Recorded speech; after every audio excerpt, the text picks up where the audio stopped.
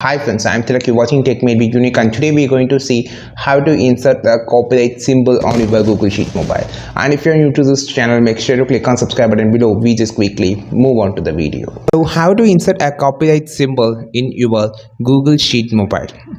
So first of all, let's just open this, and if you click on this cell and click on this plus symbol, there is no insert symbol option present on the Google Sheet mobile.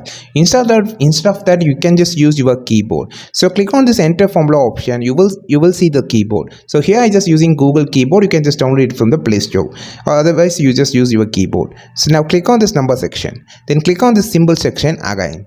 Then you will find a lot of symbols here. You can find the copyright symbol on the downside.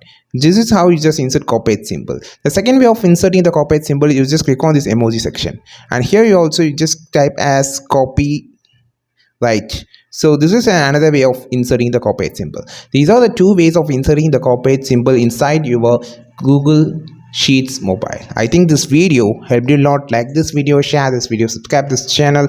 We will meet on next video with a super valuable content. This is Tilak signing off from Tech May Be Unique. Have a wonderful day.